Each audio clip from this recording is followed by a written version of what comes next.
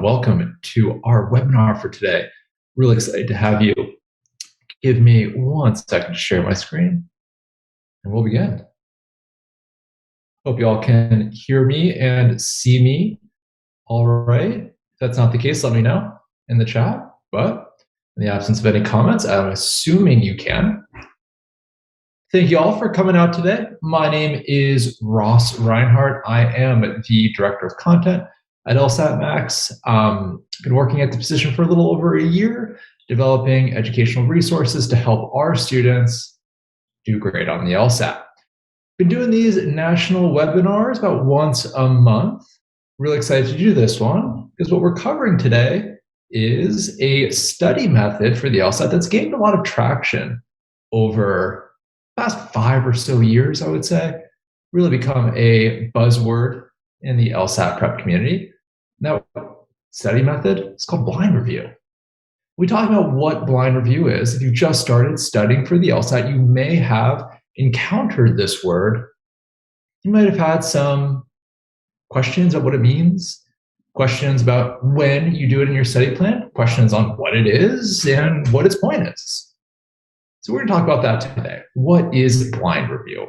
What is this buzzword? It's really gained so much traction in the LSAT prep community over the past few years. Now, truth be told, I don't love this term, blind review. I kind of wish this term wasn't the term that stuck. So if you don't like this term either, that's okay. You're not going to find any disagreement from me. But it's the term that stuck. It's the term that you're going to encounter when you learn about blind review in other places, when you talk to other people who are also studying for the LSAT, when you speak to some LSAT instructors, it's the phrase you're going to encounter. So it's the phrase we used for this particular webinar. So if you don't like this phrase for whatever reason, makes you feel any kind of way, I do apologize for that. But just for clarity, it's the term we're using for this particular session. Now, before we get into what this study method is, I want to let you know that this webinar, like all LSATMax webinars, invites participation. We're all gathered around here. We're all starting, presumably, our study journey for the LSAT. And so why not talk to each other, learn a little bit about each other? So as a way to kind of warm up, introduce ourselves to everyone, let ourselves learn a little bit about each other, we're going to do a little icebreaker warm up in the chat section. So if you go to Zoom, you'll see a little chat bubble, chat section, open that up. Go ahead and change the recipient line on your message to everyone so we can all talk to each other. I want you to write out 2 things. One, I want you to write out what is the hardest test you've ever taken before the LSAT. Maybe you encountered a test that was even harder than the LSAT. Maybe it's the second hardest test if the LSAT is the hardest. So I want you to let us all know what's the hardest test you've ever taken. Oh boy, I promise I can talk better than that. And second, if there's any strategies that helped you with that particular test. After all, we'll be talking about one strategy to help us on the LSAT, blind review, and that certainly has applications outside of the LSAT. But since we're all here gathered together, presumably have an amazing collective knowledge amongst us, why don't we share some strategies that helped us on that hard exam? Maybe we'll learn something that we can apply to the LSAT in addition to blind review. Well, we're all kind of introducing ourselves, talking about the hardest test and any effective strategies on that hardest test. I'll let you know a little bit about what we're going to be doing today. So in today's webinar, we're going to be talking about blind review. Now, there's a lot to go over with blind review, but I think we're going to be able to do it in about 30 minutes. So it'll be a little shorter than our typical practice test. There's our typical webinar. About 30 minutes on blind review, and for the second half of our webinar, I'll just leave it open to any questions that you might have, whether it's about blind review, whether it's about studying for the LSAT generally.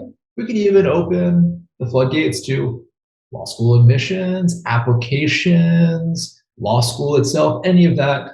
I am more than happy to try to answer any questions that you have about that. So we've all gotten a lot of experience using the chat section right now.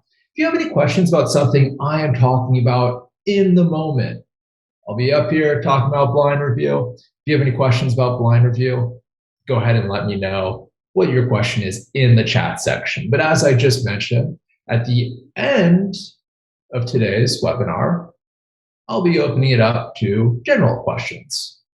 If you have any general questions that you'd like answered at the end of today's webinar, why don't you go ahead and put it in the Q&A section. That Q&A section is where I'll go to answer all those questions at the end of today's webinar. Okay, so we got that. Looks like we got a lot of shared strategies for things like the MCAT. Ooh, that was a tough one. CFA, statistics exams. We got calc, operations management, anatomy, all kinds of stuff. We got some, it seems like the most common strategy is just consistent studying. Yes, consistency is very, very important. That seems to be the most. So we've got one for flashcards. You can definitely use that in the LSAT too. Posters, content studies, practice tests. I like that one a lot, Christina, because when you make flashcards, when you make posters, when you make content studies, you are forcing yourself to understand that material. You're putting it in your own words. So you have to synthesize what you learn, make it intelligible for yourself. That's a great strategy. That's one that I definitely recommend on the LSAT. Why don't we talk about what we've all come here to talk about, which is blind review. First thing is, what is it? What is blind review? When people talk about blind review, what are they talking about? Well, blind review is going to be part of an effective study plan for the LSAT. But it's very important that we start our conversation today by describing what part of the study plan blind review will belong to. Now, last month, I did a webinar on how to study for the LSAT, where I go into the 4 stages of your LSAT prep plan in a lot of depth. If you're interested about learning about that, that is on YouTube. You can look it up. You can review it. I'm just going to go over these 4 stages quickly right now to talk about where blind review belongs in this process. So the first stage of an LSAT prep plan is learning the core curriculum of the LSAT. This is where we learn and get a lot of practice applying all of the strategies that the LSAT tests. This is where we learn how to diagram conditional statements. This is where we learn how to break down arguments and identify any assumptions that that argument is making. It's where we learn how to break down a reading comprehension passage and identify the important pieces of a reading comprehension passage that they're going to ask questions about. So we learn how to set up and work through logic games. And thank you, Katie, for posting that webinar. For anyone who's interested in learning about these in more depth, the idea of this first stage is that we're just learning, acquiring skills, we're refining our approaches, but we are not yet worried about practice exams. We're just learning strategies and getting targeted, untimed practice employing those strategies. If you're taking an LSAT prep course like LSATMax is, this is where you're kind of watching the lesson videos or attending classes and just learning what the instructor is teaching you. And then you go home, or if you're doing an on-demand course like LSATMax, you stay home, you go to the homework, and you get targeted, untimed practice employing what you've learned. That's stage 1. Now, stage 2 is kind of finalizing that untimed practice part of your study plan. This is where we kind of troubleshoot whatever issues we encountered during the first stage. So if there's any concepts that gave us trouble, any question types, or reading comprehension passage types, or logic game types that was more difficult for us in stage 1, here's where we address those, prioritize those, improve our accuracy on those. We're still working untimed at this point. We're not doing full practice tests. We're not doing our homework with a countdown clock, forcing us to go too quickly. We're still in this kind of understanding phase, but this is where we're really developing our understanding. trying to become a master of understanding this test, particularly understanding how to anticipate what the correct answer is going to say, because that's going to pay major dividends in stages 3 and 4. And also, what we're going to do is try to achieve a level of accuracy with these questions. Whatever your goals are, whichever law school you want to go to, there's going to be a certain target score, an LSAT score that you want to achieve to make you a competitive applicant at that law school. Now, that target score will require you to get a certain percentage of the LSAT questions correct. When you're working untimed, you want to make sure your accuracy eventually, by the end of stage 2, exceeds the accuracy that your target score will require. So that's kind of the final goal of stage 2. We get to that accuracy untimed that exceeds our target score's accuracy. Once we get there, we can go on to stage number 3. That's timed practice. It's not exactly full test at this point. Instead, we want to kind of ease our way into test speed. A little bit too dramatic of a jump to go from untimed to test speed, which is really, really fast. So in stage 3, we're kind of slowly working our way up to that test speed. And once we feel comfortable going at the speed the test is going to require, we finally get to stage 4, and finally we address practice exams. This is where we start to focus on taking full-length practice exams under test-like conditions. And taking those practice exams is important during this stage. We get a lot of practice going at test speed. We get a lot of opportunities to learn about our strengths and weaknesses as a test taker. What's even more important during this stage is reviewing those exams. And the technique that we're going to use to review those exams is called blind review. And that's what we're addressing today. So I wanted to give you this overview of the study process. So you first learn that blind review is something that we're not going to necessarily do until the end of our study process. So if you just started studying for the LSAT, this is information that you want to learn now, and just wait before you employ it. We don't want to start blind reviewing too early, because that might get in the way of doing our first 3 goals, accomplishing the goals we have in our first 3 stages of our LSAT prep process. So we're going to wait to use blind review until the end, when our focus turns to full-length practice exams, or as Pretty brings up, individual time sections.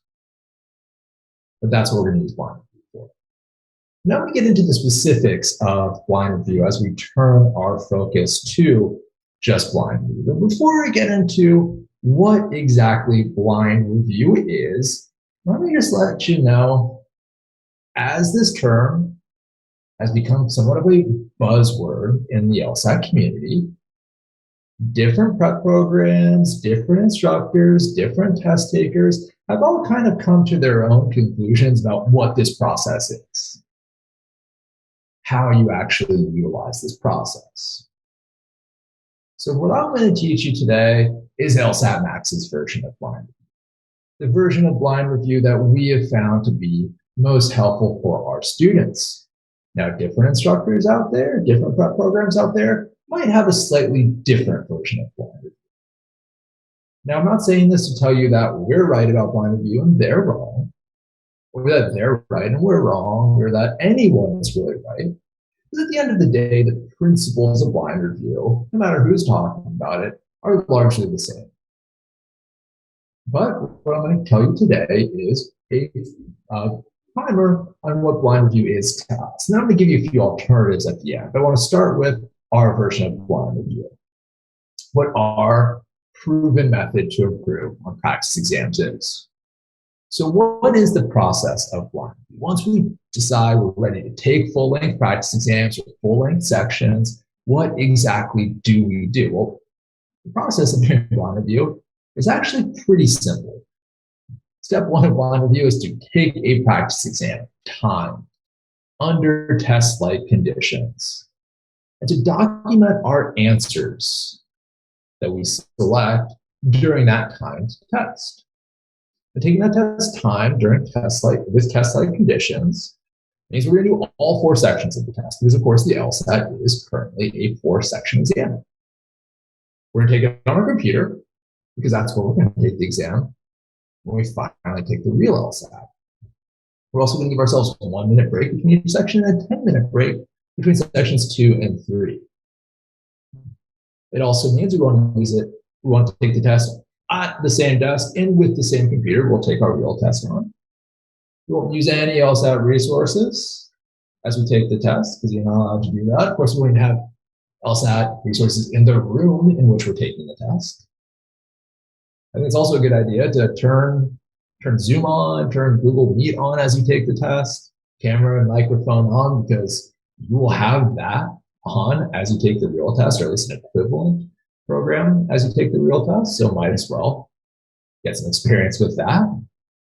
You're not allowed to talk out loud as you take the real test. Like you can't read to yourself audibly, so you won't be doing that on the practice test.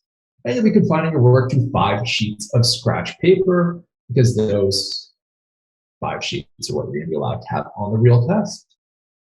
So step 1, take an exam, try to make it as close to the real exam as you can. Step 2 is you're going to wait a day.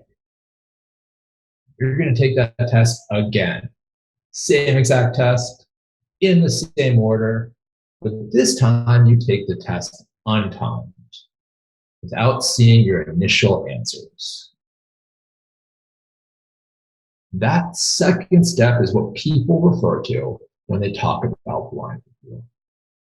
It's this idea that we're taking the test a second time, so that way we're reviewing the test, but we are, I guess, blind to what the initial answers we chose were or what the correct answers are. We do this to determine why we missed certain questions or why we were uncertain on certain questions. And that will help us devise solutions so we don't miss or hesitate on similar questions in the future. And that's the process. So the process of blind review is simply taking the test twice, once timed, once untimed, so we compare our answers and get some information to help us devise solutions. So actually, to answer your question, we'll be taking the first test in the same way we'll take the real test. So we will look at the answers when we take the test the first time. We'll choose whichever answer choice we think is correct.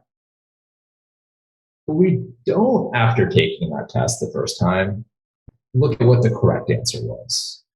We're not really scoring the exam like you might traditionally. So yeah, you take the test, you can score the test, but do not pay any attention to which questions you got right or wrong. Do not look up what the right answers are. Do not read any explanations for those. You want to take the test a second time without having any of that information. So right, we won't look at the correct answers after taking it step 1. So we can take it during step 2 without that information. But why do we want to take the test twice? Why are we going to invest all that time and repeat what we did on day 1, on day 2 as well? Why would we do blind review in the first place? Well, that's what I want to address right now. Why is blind review something that can actually help you? Why do you want to spend all that time hunched over your desk like this anonymous fella here? Well, there's a few reasons. Taking a timed practice test, this would be your first attempt at blind review. Taking a timed practice test does a lot of things. It can provide a snapshot of your skills when you took the test. So you can say, okay, this is where I'm at right now. If I were to take the real test today, this is probably around where I would score. That's useful. Tells you what you're good at. Tells you what you might need to work on, or at least for specific questions that you got wrong. That's helpful. It also gives you an opportunity to practice strategies Like, hey, I learned about these strategies. Practice exams that are timed are going to give me an opportunity to employ those strategies in a time setting. That's helpful. Practice exams, especially full practice exams, test your mental stamina too. Full practice tests, if you are given the standard amount of time, are 2 hours and 20 minutes without any breaks, not counting the breaks. So working this hard, this quickly over that long, as you can imagine, takes a bit of mental energy. Taking a practice test will test your mental stamina over time. It might even build that endurance. Those are all great things. But here's what timed practice tests don't do. They don't, by themselves, make you better at the LSAT. And that is a common misconception that far too many test takers have. A lot of test takers think that they can just take a bunch of practice exams, not engage in thorough review of those practice exams, not try to ascertain lessons from those practice exams. These test takers think that just the process of taking all these practice exams will make them better at the LSAT. And I understand this misconception on some level. It's partially due to induced demand, right? There's 90 some odd practice tests out there. It's a whole lot of material. Of course, you're going to think, oh boy, I got to start taking all these practice exams soon. But the practice exam itself will not teach you the LSAT. It will not meaningfully improve your skills. It will not help you identify the patterns that these questions test over and over. Because frankly, a full-time practice test, you're moving too quickly to gain these lessons. And that's where blind review comes in. Blind review allows you to slow down, see the questions with more clarity. And once we see the questions with more clarity, make a selection on our second attempt, and gain information about what we did on the first versus the second attempt, we'll be able to diagnose what went wrong on the questions we miss. And we'll be able to devise solutions to make sure those issues don't affect us on future tests. Blind review is going to help us diagnose these issues with precision. What was the reason? What was the exact reason I missed that question? Because it could be due to a variety of factors. Well, blind review is going to reveal what factors were the most likely cause of you missing that question or spending too much time on it. And once you diagnose that issue, now you can start thinking about solutions. Now you can start practicing those solutions, and then you can start employing those solutions on future tests. So the question that you missed on the first exam, on your first attempt, becomes a question you get right when you take a different practice exam. It can help you develop a better understanding of the material. With this kind of reflection, yes, actually journaling as part of your blind review, writing down what went wrong, how to avoid that mistake in the future, what you're going to do to practice avoiding that mistake, that will really reinforce a deeper understanding of the material. And finally, blind review provides a more accurate snapshot of your skills. So it limits the effects of lucky guesses on the test. You have to answer a question correctly twice in order for you to truly be satisfied that you got that question correct on blind review. So a lucky guess isn't going to cut it. Blind review will reveal like, hey, I got it right on the first time because I guessed, but not on the second time where I actually had to do the work on that question. That's going to give you a more accurate snapshot of what you need to improve on. And I'm so glad Rita anticipated my last point. Blind review can also be motivating. When you take a full practice exam timed, you get a score back, that can be a bummer. A lot of times you get that score back and you're like, oh boy, that's not what I want to score on this test. That's not great. Oh, look at all of these questions I missed. That doesn't make me feel good about myself. What blind review does is says, yes, time test, this is what you get.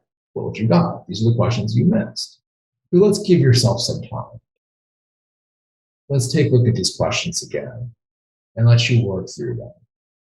The questions that you can work through accurately and get correct on the second attempt, it's a little bit of encouragement as opposed to discouragement. You're now seeing that you can do this with the adequate time. Or you can say, hey, I made this mistake on the test.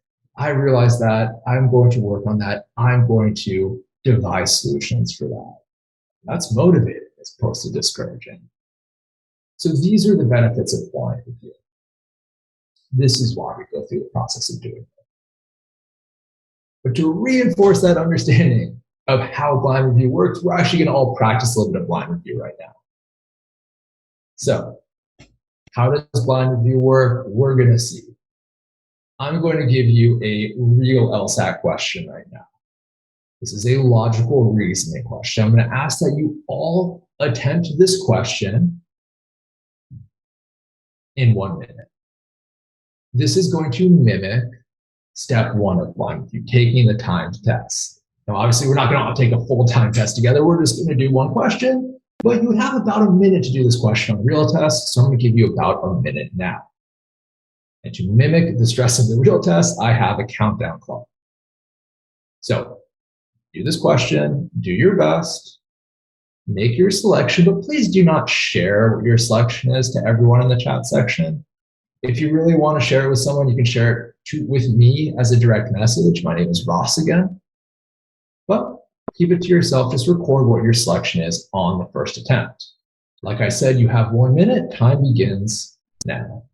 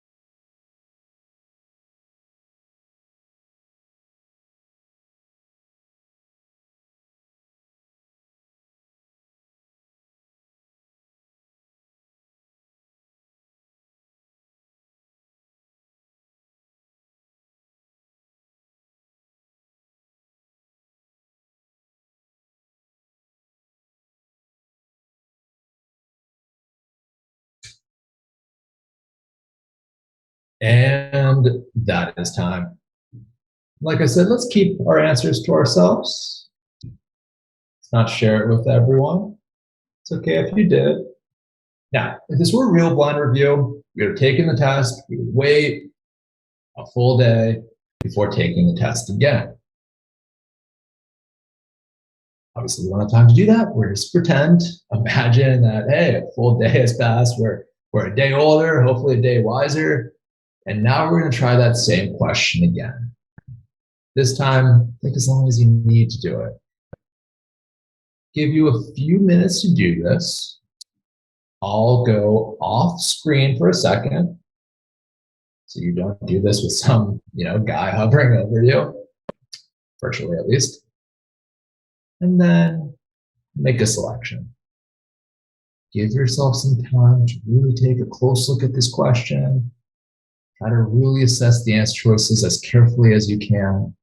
Pick the selection, and then compare your two selections. We'll go over what the two selections will look like, what it means based on your two selections. So hang tight, I'll be off screen for a little bit. I'll join you in a couple minutes.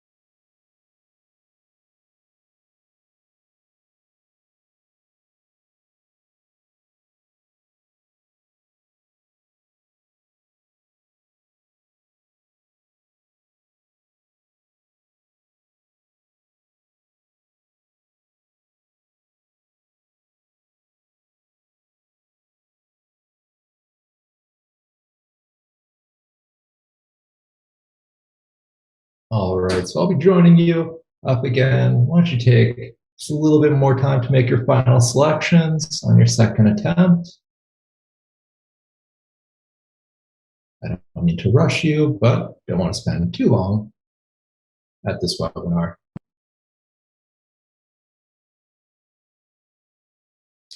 All right. Hopefully you've made your final selections on the second attempt, and I do want to congratulate you on finishing your first mini blind review. Just one question, but hey, it's a start.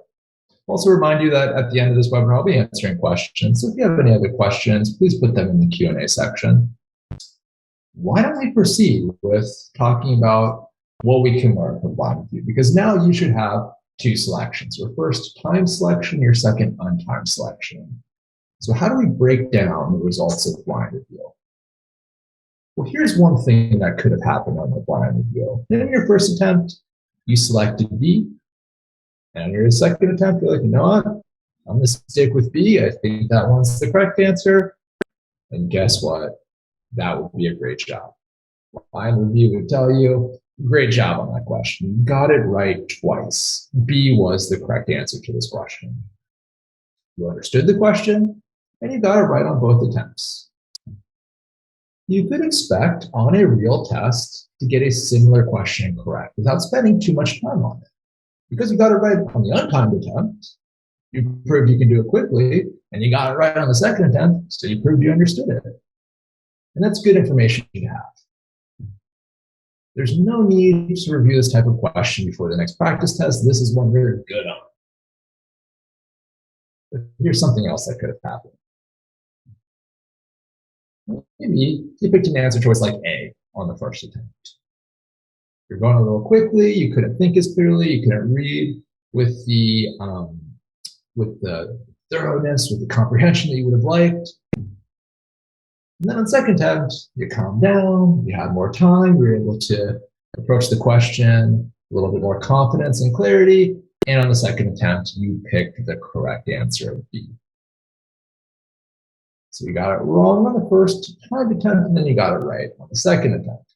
Now, blind review would tell that this is a potential timing issue.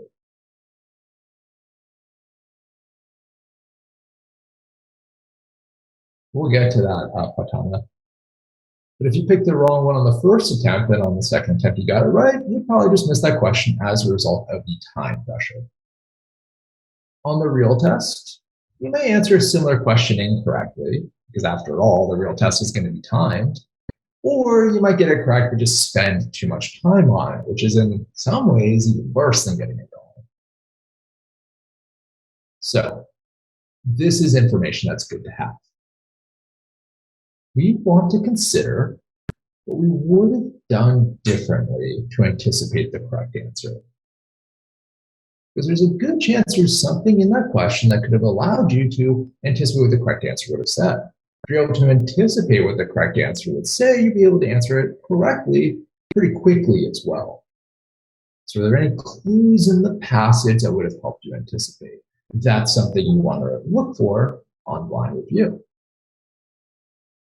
Or did you try to anticipate but were just inaccurate in your anticipation? That's also something to consider. That's also something you can fix. I also want to consider if there were any tricks in the answer choices that may have slowed you down.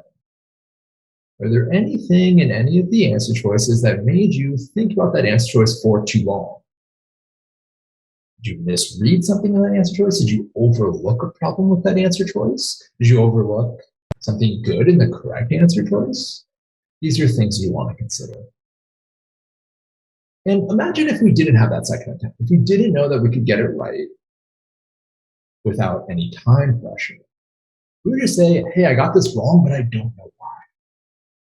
It could be because I don't understand it. It could be because I don't actually understand how to approach this question type. It could be because of timing. It could be because of some other reason.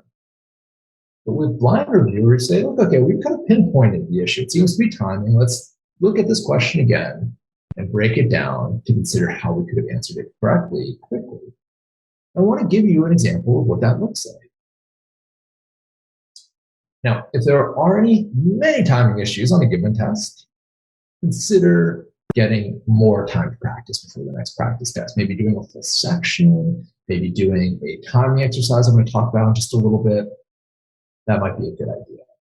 But we first want to address that particular question to say, okay, how could we have gotten it correct more quickly?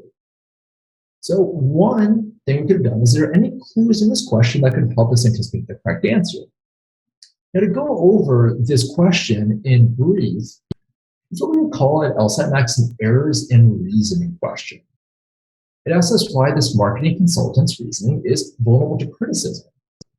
In other words, what's an error in that marketing consultant's reasoning? Other test prep companies might call this a flaw question. What's a flaw in the marketing consultant's reasoning? It all just means the same thing. Why is the evidence this marketing consultant provides not enough to prove the conclusion this marketing consultant reaches? Well, essentially what the marketing consultant says is, okay, last year, company LRG brought me their advertising campaign. I said that it's not good. People aren't going to like it. But they didn't listen to me. This wise marketing consultant, they took a competitor's advice. They went with that advertising campaign, and guess what? Their sales sucked, especially for new products. That is the evidence. The conclusion the marketing consultant draws is, well, their advertising campaign was ill-conceived. And that last phrase is the one I want to pause on, because that phrase gives us the clue that can help us anticipate the correct answer. That phrase, ill-conceived, is a phrase that connotes blame. The advertising campaign is to blame for LRG's low sales.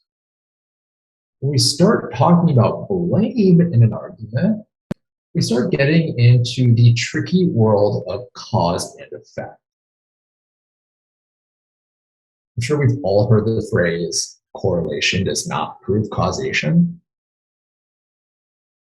Apparently this marketing consultant hasn't, because this marketing consultant assumes that because LRG's campaign and the low market sales were correlated, they did the campaign and got the low sales, that one must cause the other.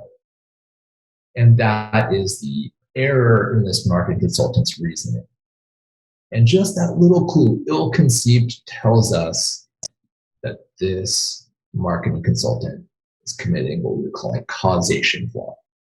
So then, because these two things are correlated, one caused the other. And that should prompt us to anticipate that the right answer might say that, hey, it might not be the advertising campaign, it might be something else. Something like economic factors unrelated to the advertising campaign that caused LRG's low sales figure.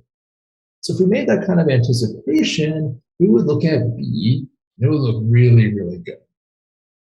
We might select that, give the remaining answer choices like an at most cursory reading, and be satisfied that B is correct and answer this one correctly very quickly.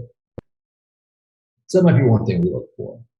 Another thing we might look for, if that wasn't the issue, if you anticipated that this was a causation flaw, let's see if you misread or overlooked anything in the passage or answer choices. For instance, maybe you liked A. Maybe A was a very attractive answer choice to you, because A does seem to bring up this issue of blame and cause and effect this marketing consultant is dealing with. A says it takes for granted, which, by the way, on the LSAT just means assumes.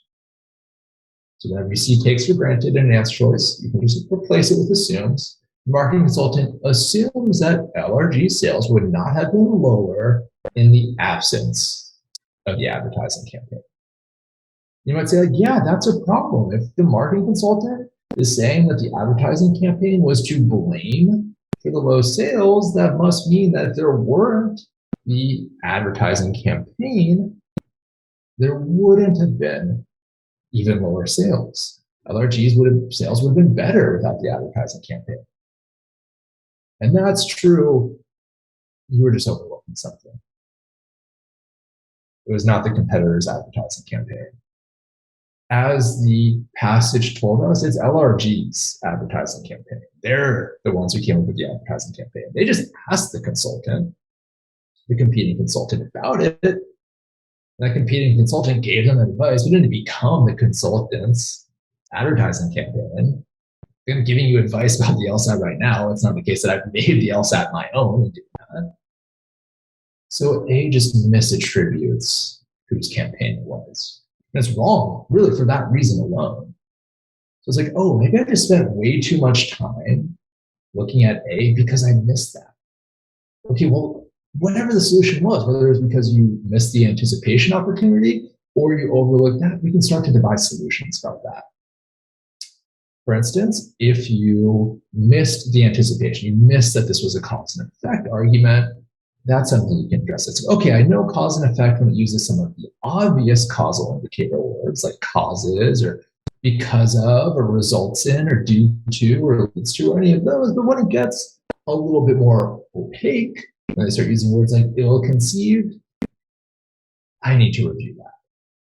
So maybe you ask a tutor or an instructor to do a little review of some less obvious causal indicator words. Maybe you go back to the lesson videos that you have to review some of those, and you write down a list of all the ways that they can express cause and effect in an argument. You review that, so the next time they try to hide the cause and effect for you, like this question did, you don't miss it.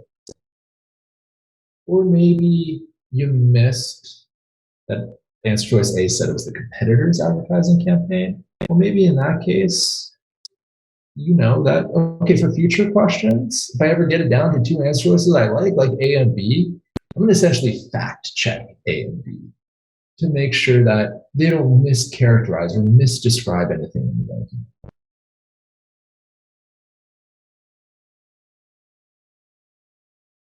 No, Krita, if A said LRG's advertising campaign, it would be correct.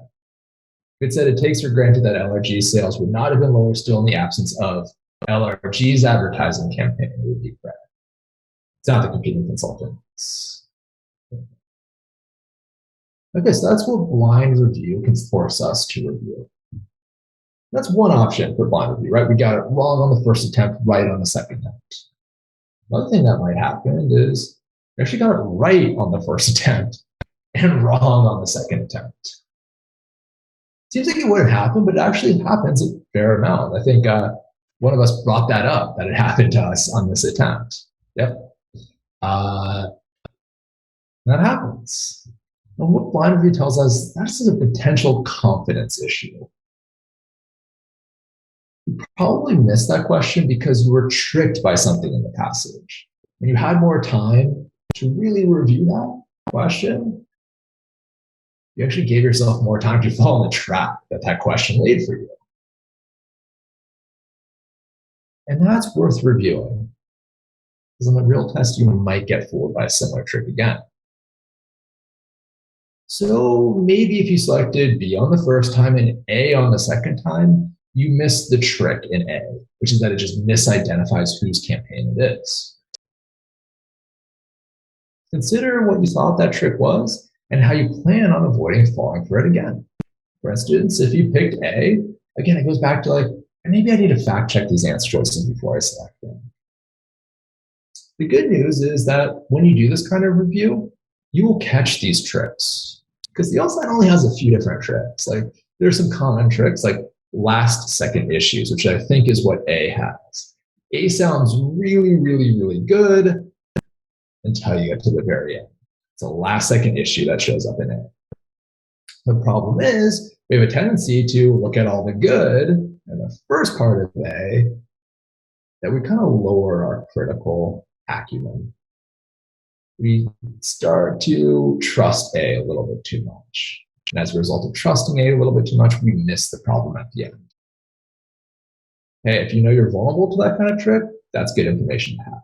But now you know to read the entire answer choice with your critical faculties in full effect. There are other common tricks, word jumbles. They just take a bunch of words from the passage, they put them in an answer choice. The way they combine those words doesn't really make a lot of sense, but because there's words that people recognize from the passage in that answer choice, we select it. There's also recency bias triggers. This is where they tend to put a very appealing long answer right after the correct answer. So it's like C is the correct answer and D is a really, really attractive answer. Of course, what they want test takers to do is get it down to C and D, and just like D because it was the more recently chosen, the more recently read answer choice. Another one is, when I think of it, I've seen that before, is that's what answer choice E is doing, by the way, if anyone selected that one. Once you do a lot of these errors in reasoning questions, you'll see a number of them feature correct answers that sound like E. We're going to have this idea of necessary conditions and sufficient conditions. Now, that will be a problem on some arguments, but not all arguments. You need to really know when these arguments commit issues like the one described by E. But some people just select answer choices that sound familiar, things they've heard before. That's what E is doing. So in doing this, we're really trying to figure out why we got it wrong on the second attempt. What trick did we fall for? Alternatively, it could have been just we guessed right on the first time. Now imagine if we didn't have blind review. We would have looked at this question and been like, yeah, I got it right. Cool, I'm awesome. No need to review this question. What blind review revealed is, yeah, we actually do need to review this question. We do need to take a closer look at this question because there's no guarantee that I'm going to get it right on the real test. All it was is I guessed it correctly on my first attempt. Now, if there are many confidence issues on a test, we may want to consider getting untimed practice with that question type to reinforce our understanding and gain confidence. However, these should have a lower priority in our review than any questions we missed due to the next issue. And this issue is going to be, we just got it wrong on both attempts. We got it wrong on both attempts. Blind review tells us that is a potential understanding issue. And most commonly it happens because we select the same answer on both attempts and wrong on both attempts. But occasionally it can happen if we select two different answer choices that are both wrong. Either one is going to be a potential understanding issue. Now, we probably got this wrong because we misunderstood or misapproached the question. There's a lot of reasons why that may have happened. But it's important to realize that this is a question that, on the real test, if you're taking it on the day you took that practice test, you probably get it wrong. You should have the highest priority in your review because these are questions that you can turn from almost certainly wrong selections to almost certainly correct selections. That's how you gain points on the LSAT. But consider how you misunderstood or misapproached that question type and how you plan on fixing that issue. Did you think it was a different question type? Did you not understand what you read in the stimulus? Did you not recognize what concept was being tested? Did you not realize that this was a cause and effect question, for instance? Did you not employ the correct strategy, or did you misemploy the strategy? Maybe you kind of got the cause and effect reversed in your mind. Now, if there are many understanding issues for a particular question type, go back to the earliest materials you have on that. Go to lesson videos in your course, address it with a tutor that you have, review any supplementary materials that your course may provide, and get extensive untimed practice with that question type. Because after all, these should be our number one priority before we take the practice exam. And these are the questions we really want to turn into, yeah, almost certainly getting this wrong, but probably getting this right. So that's what blind review does. It tells you why you missed everything, points our ways to solutions, and also establishes kind of a hierarchy of questions you should review. These understanding issues should come first. The confidence issue should come second. The timing issue should come third. By triaging these issues, developing a priority for how we're going to treat them, we really can do purposeful, fruitful review before the next test. Also talked a little bit about some exercises we could do if any of these problems are super common. We have many timing issues, for instance. One thing you can do is an exercise I like to think of as sprints. So for sprints, what we're going to do is give ourselves more time to do some questions that we have on the test. So maybe we start with giving ourselves 20 minutes to do 10 easy to medium difficulty logical reasoning questions, or 24 minutes to do 2 easy to medium level difficulty logic games or reading comprehension passages. The idea is that we're going to want to complete these sets of questions in the time we've given ourselves and try to exceed our target score's accuracy. Whatever accuracy our target score is going to require, we want to make sure we're exceeding that. So for instance, if your target score is a 170, that's going to require you to get 90% of your questions correct on those tests. You're going to want to get 9 or 10 of those LR questions correct. You can complete those sets and exceed your target score's accuracy. Try another set of questions and reduce the time by 1 or 2 minutes. Our eventual goal is to be able to complete these sets in 15 minutes. So give us practice going slowly, faster and faster and faster, so we're able to get through the questions comfortably, accurately, and more quickly. Get a lot of confidence issues. You want to get targeted, on-time practice of the question types that gave you these confidence issues. And one drill you can do to help build your confidence is what I call the on-fire drill. I picked this from an old video game, NBA Jam, old guy over here. Anyway, if you get through for the on-fire drill, you're going to take the types of questions that gave you confidence issues and do a bunch of them. What we want to get is 3 in a row correct. We have 3 in a row correct, we're on fire. And that gives you confidence, right? I just got 3 of the same question types in a row correct. I think I know how to do this. So in doing these questions, what we want to do is get on fire. We want to get on fire 3 times in one sitting. And by the way, if your goal is 170 or high, you try to get on fire 3 times in a row. Understanding issues really affected us. Then, as I mentioned, we want to go back to lesson materials. Videos, books, any office hours, or other supplementary sessions that we may offer, tutoring, and follow up with targeted on-time practice of that question type. Now, to build your understanding for both easy, medium, and difficulty level questions, we can do what I think of as the ladder drill. We literally climb up a ladder of difficulty. We'll try 5 beginner questions in logical reasoning, or 1 beginner game or passage. You want to try to get all 5 of those questions correct, or all questions in the game, or all questions in the passage correct. To get them all correct, we can move on, we can climb to the next rung of the ladder. If you get any wrong, that's okay, just try another set of 5 LR questions, or another game, or another passage. Once we get all those questions correct, we go up the ladder. Now we go to 5 intermediate logical reasoning questions, or 1 intermediate game or passage. Now we're looking to exceed our target score's accuracy. If we can on these 5 questions or 1 game or passage, we're going to again move up another rung on the ladder. If we can't, we'll try again. Once we're able to exceed our target score's accuracies, we'll go to the top of the ladder, where now we're trying 5 advanced LR questions or 1 advanced game or passage. If we exceed our target score's accuracy, we'll move on. If we don't, we'll try again. The idea behind the ladder drill is we're building our understanding bit by bit. Make sure we understand the easier questions and the medium questions, and then the most advanced questions.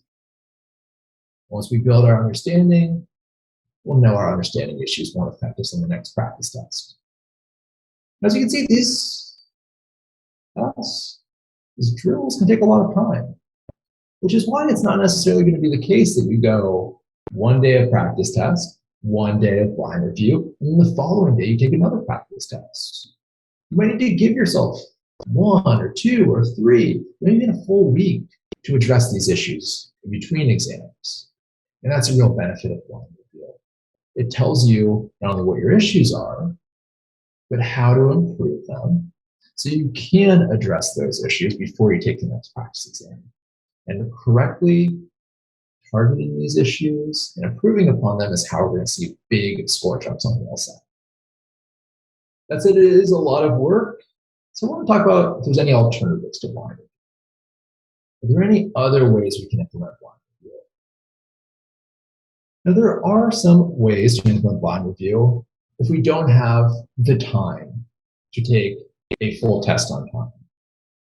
One way to do that is to do it based on our confidence levels. We'll call this confidence-focused blind review. In this, rather than redoing the entire test on our second attempt, we'll only retry the questions that we were less than 100% confident on answering in our first attempt. So as you do the test for the first time, what you want to do is just note all of the questions that you answered with less than total confidence. Now, at first, that'll be a lot of questions, perhaps nearly all of the questions. But the idea is as you go on, you become more confident, especially on the easier questions that tend to be towards the beginning of each section. And you'll only be blind reviewing the later, more difficult questions. And that way you'll be able to spend less time on the blind review, still getting all of the benefits of the blind. The one thing that might happen if you're doing this confidence-focused blind review is that actually you mark a question and say, I was 100% confident on this question. I think I got it right. And then it turns out you got that question wrong. If that happens, you're 100% confident on a question that you actually answered incorrectly, count that as an understanding issue, prioritize it in your review before the next test. Another alternative that we can do if we really are strapped for time is wrong answer focused blind review. Wrong answer focused blind review, rather than redo the entire test on the second attempt, we're really only going to retry questions we got wrong on the first attempt. Okay, I know I got this question wrong. Let me try it again, see if I can get it right on the second attempt. Now, don't review any of the answers of the questions that you missed. Just note that you missed that question. Section 2, I missed questions 15, 19, 21, 24, 26, whatever it is. Note that and try those questions again. Really try to not look at what the correct answer is and try to forget what you selected on the first attempt. There's obviously limitations to how well we can forget that, but to the best of your ability, try to forget what you selected on the first attempt. Now, there are definite limitations to the wrong answer focused blind review. Obviously, you're not going to be picking the same answer as often, but change it more often, knowing that you got that question wrong from the beginning. But so you may miss some confidence and understanding issues. Still, doing this wrong answer focused blind review is better than doing no blind review. That's an alternative for those of us who might not have the time to do a full test. Finally, before we end, just want to address some caveats about blind review. Because some people hear about blind review and how effective it can be. Some people have a friend, or that friend was really successful with blind review, and then kind of come to the wrong impressions about blind review. So before we end, I want to address some of these wrong impressions we get on blind review. First, let's start with what blind review cannot do. Blind review can't teach you concepts and strategies efficiently. You're not going to efficiently learn how to do the LSAT by doing blind review. In fact, for most of us, if we try to start with blind review before we've learned the core curriculum, before we've had the opportunity to troubleshoot with on-time practice, before we've had the opportunity to get a little bit of time to practice, we try to do blind review too early without having learned the concepts and strategies, we're going to, at best, extend the blind review process. At worst, you can just come to wrong conclusions about why answer choices are right or wrong. And that's not going to be terribly helpful for you. So it's important that we keep blind review for the last stage, after we've learned the core curriculum, after we've had a lot of opportunity to practice. You may have heard people start with doing a test and blind reviewing it, and then doing another test and blind reviewing it, and kind of teaching themselves the LSAT that way, but I promise you that is not the most efficient way to do blind review. It's much better if you have a solid foundation of these concepts and strategies before you move on. to the first two stages of your study plan for. Another thing, blind review can't really help develop timing strategies effectively. By that I mean learning how to skip questions or doing sections out of order, giving yourself a time cap on certain questions, whatever it might be. Blind review doesn't teach you how to do that. That's something you need to actually implement on the actual practice tests. Now, I will say that in the LSAT community, we tend to, in my opinion, overemphasize the importance of timing strategies to get faster on the LSAT. In fact, getting faster on the LSAT is often a result of simply understanding the questions better, making your anticipations more quickly, not getting tricked by certain appealing wrong answer choices. Most timing issues are understanding issues, but for most of us, we do need to develop at least some timing strategies to finish these sections. Blind review isn't going to teach us these strategies. Finally, blind review isn't going to dramatically increase your speed. This is along that same idea. Most timing issues are understanding issues, so to dramatically increase how quickly we do the LSAT, we'll need to improve our understanding of these questions. We'll need to refine or develop new approaches to these questions, and we'll need to get a lot of time to practice implementing those approaches. There are certain limitations of blind review. There's, for instance, severe time issue limitations. Now, there's two steps of blind review, right? You do it timed, you do it untimed. But there's a point where the difference between how quickly you need to do that question timed and how long you're taking to do that question untimed, there's a point at which that gap becomes just too big.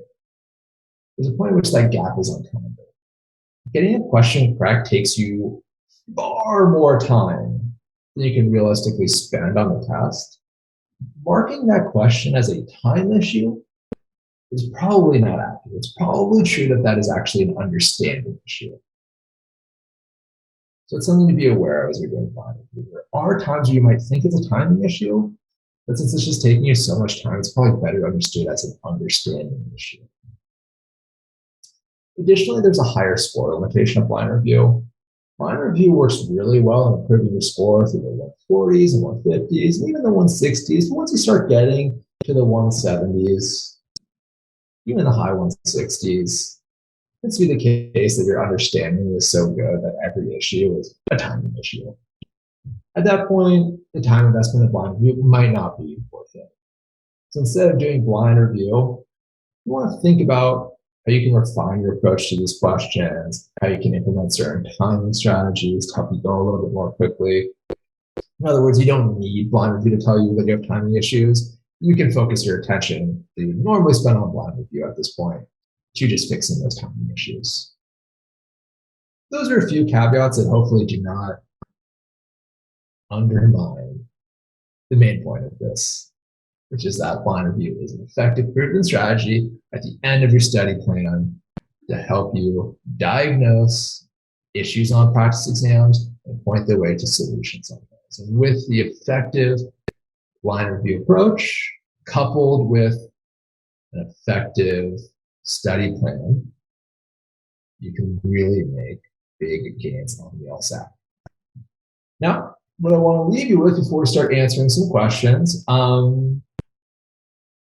is one way to develop an effective study plan. It's the LSATMax course. We actually have a fantastic course for you that can really specially help you on the first 3 steps of your study plan. And then we have all the content you'll need to effectuate the final plan of your study plan, practice exams, and blind review. You go to our website, lsatmax.com. You'll be able to learn a little bit more about all of the different course packages we have for you. We also have course packages and tutoring bundles that you can check out. So in addition to all the great stuff that you can see on here, all the practice exams you can take, all the video content you can review to learn the core curriculum, all of the office hours recordings you could watch, your daily office hours you can attend to help you address any issues you might have, all the analytics that you can have that provide a documentation of your blind review so you can really pinpoint areas that need addressing. In addition to all of these we're throwing in 1 hour free tutoring. Let me tell you that a tutor can be incredibly helpful in any stage of your LSAT process. Be really helpful in helping you learn the core curriculum, address issues, get timing practice.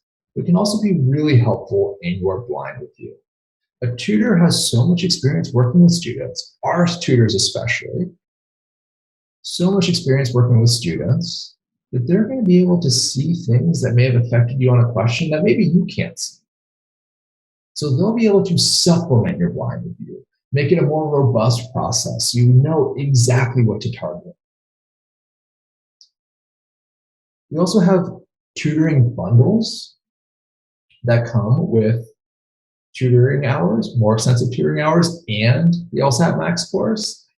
You want to get a little bit of experience with our course right now. We have a free course that you can check out, play around with, learn about before you make your decision. So hopefully you check it out, begin your LSAT study process with confidence. All right, so like I promised, a little bit later than I planned to, but get into it nonetheless. Questions and answers. So I'm going to go through the Q&A that's been posted to make sure we answer all of the questions that we haven't already answered. If you have any other questions, you can throw it in the Q&A section right now. If you don't have any questions, you're ready to go. I want to thank you so much for hanging out today, learning about blind review. Hopefully you learned about this process. You're confident that it can help you and that you'll be ready to employ it when the time comes. So if you're leaving right now, I want to wish you the best of luck on your study process. If you are continuing to hang out, I'm going to open the questions up now and start answering them. All right, first question comes from Akriti. And Akriti says, is it a good idea to circle questions you're not confident about? And if so, do you do that during untimed or timed conditions? It's a recommendation from other instructors, but I'm not sure how helpful it is. So what you're referring to, Akriti, is the confidence-based blind review, where you're only blind reviewing the questions you're less than 100% confident. That is one way to employ blind review. It doesn't need to be the way you employ blind review. In fact, the way I would recommend is just blind reviewing the entire test, irrespective of your confidence. But if you do need to reduce the amount of time blind review takes, circling questions on your first timed attempt can be a way to address that.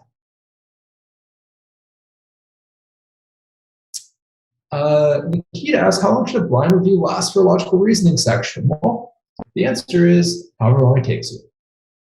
Remember, you're doing it untimed. So however long it takes you to answer a question, that's how long it's going to take. You should be mindful of how long the question is taking. Maybe you have like a timer that you can't see off to the side. So you don't feel pressured by the timer, but you are documenting how long it takes you because, as I mentioned, without one caveat towards the end, there's a severe time issue.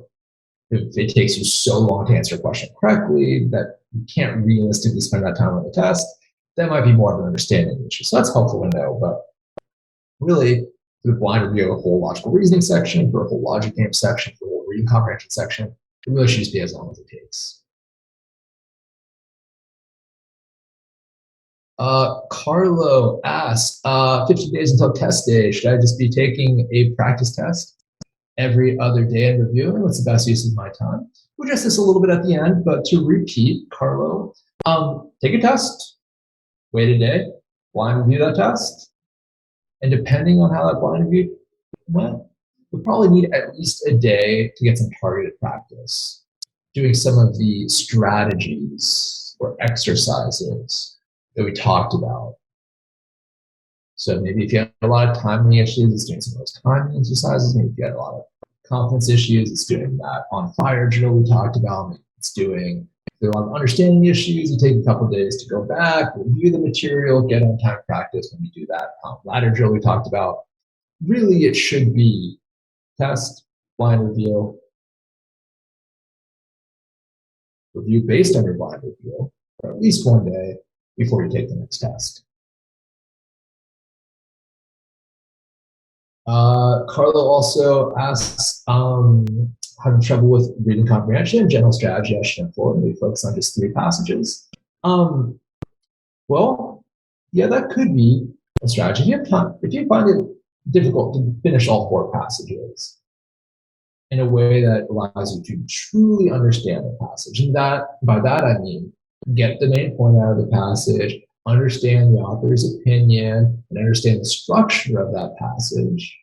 If you find it difficult to do that for all 4 passages in the 35 minutes or however long you're given, just finish that section, then maybe consider doing just 3 passages. Maybe spending more attention on 3 passages and just guessing on the questions on the last passage, maybe that will yield you more points. That might be one solution, but before you implement that solution, I just first try to assess what kinds of questions do I miss most frequently? Are there any similarities amongst those questions? By that, I mean those questions mostly ask about the passage's structure. They mostly ask about the details conveyed in the passage. Do they mostly ask about the author's opinions or tone? What are the types of questions you miss most frequently? Because that's going to really point to a solution. And to answer your next question, I will be holding an open Q&A for June test takers tomorrow. So as I know you're an LSATMax student, I will be there tomorrow at 1, I believe it is. I would kind of look through the reading comprehension passages you've taken recently, Carlo.